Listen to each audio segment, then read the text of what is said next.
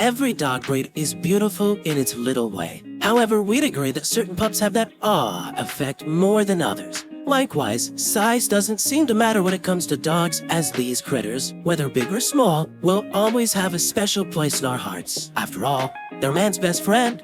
But some people don't want to let go of the feeling of cuddling a puppy, so they opt for dog breeds that won't outgrow their lap. Well, in today's video, we'll be talking about breeds that got the best of both worlds. And judging by how contentious it would be to rank these poochies by cuteness will melt your heart and leave you wanting more. So without much ado, let's jump right in. Guess from its name where this bundle of cuteness originates. Yep, it's from the United Kingdom. But the ones we have today differed slightly from their ancestral parents from the 17th century. Cavaliers for shorts were interbred initially with flat-nosed breeds, and the current look was then attempted by other breeders in the early 1900s. However, it wasn't until 1928 that the first breed standard for the Cavalier was created, along with the Cavalier King Charles Spaniel Club.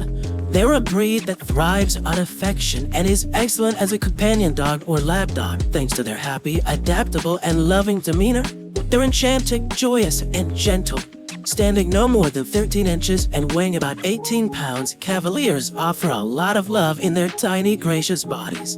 They were recognized by the AKC in 1995. Great with pets, kids, and elderly people, Cavaliers are a must-have for every household. If you assume that the Japanese Chin originated from Japan, taking a hint from its name, you're slightly correct. However, it's believed that the Japanese Chin originated from China before being exported to Europe from Japan.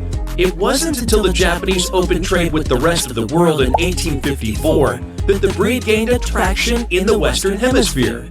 Famed for their strabismus eyes, soft and straight coats, and a tail curved over their back, leaning on either side, Japanese Chin are adorable and ideal for companion and lap dogs. They're also known for their chin spin. They weigh in between 7 and 11 pounds and are 8 to 11 inches tall. Nonetheless, they've got plenty of personality beneath their small hood. Take note, Japanese Chins are exceptionally great with kids and are generally quiet dogs. They're not high-energy dogs and might not require a great deal of exercise. These loving dogs with irresistible faces were once the companions of royalty, so you best treat them as such. You guess where the Shih Tzu originated? Not so smart, huh?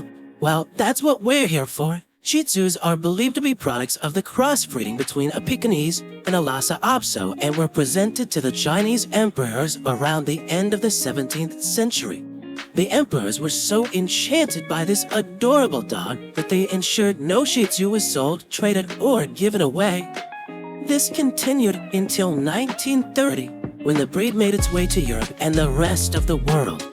Their name, which is Chinese for lion, was assigned because the dogs were bred to resemble a lion, as it appears in traditional Oriental art.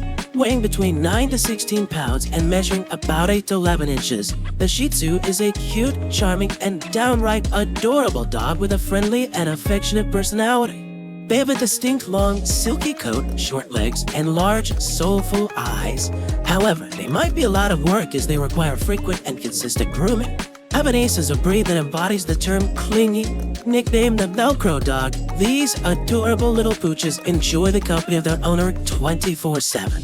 They love to cuddle, are charming, and are warm towards humans and fuzzballs alike. Their beautiful, soft, easy maintenance coat is one of the reasons why they're everyone's sweetheart. They're about 8.5 to 12.5 inches tall and can weigh as much as 13 pounds. Interestingly, Havanese is the national dog of Cuba and were introduced to the United States during the Cuban Revolution. The AKC recognized them in 1996 as a toy breed, but they're also useful as therapy, assistants, and signal dogs. They're descendants of the now extinct Bichon Tenerife and Blanquito de la Habana, which means little white dog of Havana. Characterized by their tuxedo coat and expressive dark round eyes, Boston Terriers are lovable dogs, and anyone who's ever met one would agree. They're such an amusing, intelligent canine companion with their small, compact body, weighing and measuring between 20 and 25 pounds and 11 to 17 inches tall, respectively.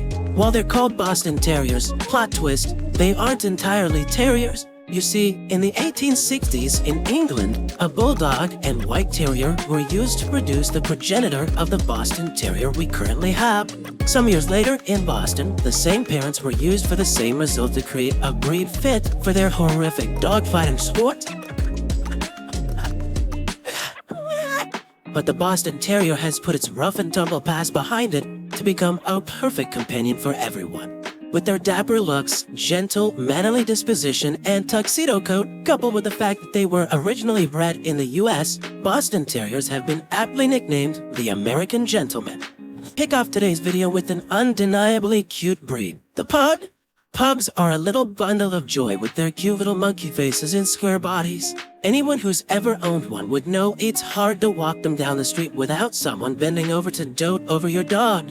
They've also got this mischievous side to them that make them all the more fascinating. Pugs were originally bred to be lapdogs by the Shang dynasty in 300 BC, and since then, they've done a darn good job at being companion dogs. But they weren't always this small, just as with Pomeranians. We'll talk more about them in a bit. Pugs were first imported to the Netherlands from China. Then the breeder, who's probably somewhere in the great beyond marveling at his work, decided to breed them to make them smaller.